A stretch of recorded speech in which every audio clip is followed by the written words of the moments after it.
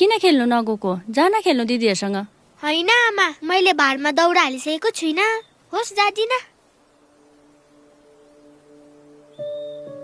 म आइहालेँ त आबु, म गर्छु जा। होस् आमा, म जादिन। दिदी म जादिन, तपाईँहरू जानुहोस् न। ल जाउँ मङ्गेरी।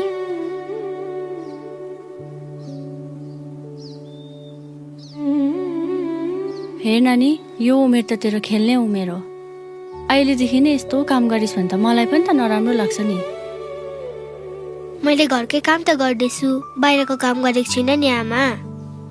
तपाईँ त्यस्तो केही नसोच्नुहोस् न आमा।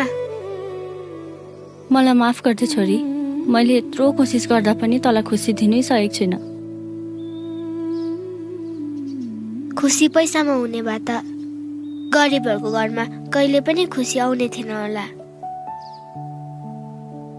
तपाईँ नै मेरो खुसी हो। तपाईँ जस्तो आमा पाएर म धेरै खुसी छु। काश तेरो बाउ भएको भए आज यस्तो दुःख देख्नु पर्थेन होला। नामको बाउ हुनुभन्दा नभएकै ठिक हो आमा। छ भने हामीलाई माया गर्छ कि भेट्नु पाउँछ कि भन्ने आशा मात्रै हुन्थ्यो। मेरो छोरी सानो उमेरमै यति ठुलो कुरा गर्ने भएछ भनेर मै अचम्मै लाग्छ। अब त म तपाईँको छोरी मात्रै होइन आमा, छोरा पनि हो। धेरै आँसु नचुहाउनुहोस्। जसले तपाईँलाई रुवाउँछ त्यसको त म दाँत झारेर उसको हातमै राखिदिन्छु।